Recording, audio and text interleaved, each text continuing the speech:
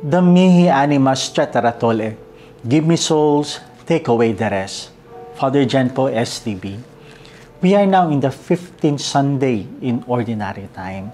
And the message that we can learn from our celebration for today through our readings is an aspect about discipleship. The first reading is telling to us that God Himself called us. Siya ang tumawag sa atin. Though we are unworthy of it, God chose us. Katulad na sinabi, I'm just an ordinary shepherd. But God called me to prophesy, to give His message to the people. And I will follow Him. I will not follow anybody. I will not listen to anybody except to the one who is calling me and giving me a mission. And that mission is to proclaim the good news. Lahat po tayong binyagan, lahat po tayong Kristiyano at naniniwala sa ating Panginoong Hesukristo, we are called by God through our baptism to proclaim the good news to our brothers and sisters. Kung paanong paraan sa ating simpleng bagay na pamumuhay, we are called to proclaim the faith that we have received from God.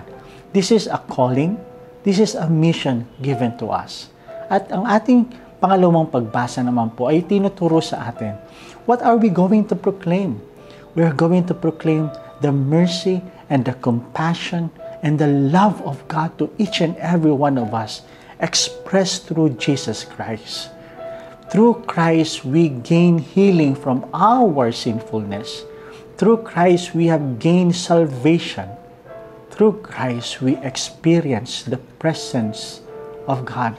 And this is the thing that we're going to proclaim. No, the second reading is the list of all the good things that God has granted us through Jesus Christ. And that is what we're going to proclaim to our brothers and sisters. Kung kaya nga po, napakaganda po ng ating salmong tugunan, taken from Psalm 85, Lord, let us see your kindness and grant us your salvation.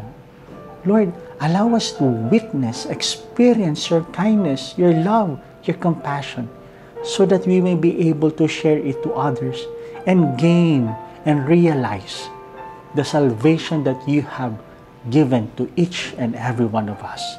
This is our mission, to proclaim to this whole world that through Jesus Christ, we are already saved if we just put all our trust in Him. Speaking about trust, this is what our gospel is teaching us, telling to each and every one of us.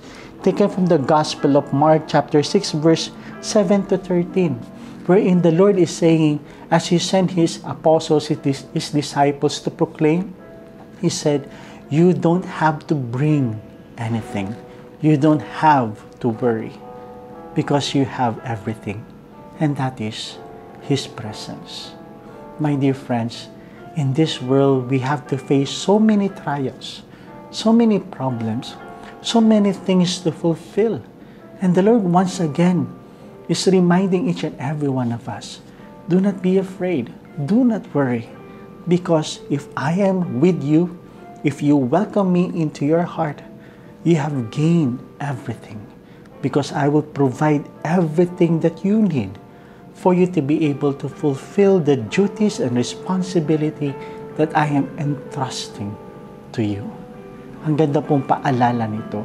Ito po'y tumutugon din po sa ating salmong tugunan. Lord, allow us to realize the graces that you are granting us day by day. And through this, we will able to attain the salvation that you have given each and every one of us. So my dear friends, our celebration is reminding each and every one of us, we are called by God to proclaim the good news. And the good news that we're going to proclaim is the salvation brought to us by God through Jesus Christ. Because through Jesus Christ, we don't have to worry everything, because God has granted us everything. The grace of His presence in us that will give us the strength and the courage and the will to face all the trials in this life. So have faith, my dear friends. This is the message of our Lord Jesus Christ as we journey towards our salvation. So once again, my dear friends, God bless us all.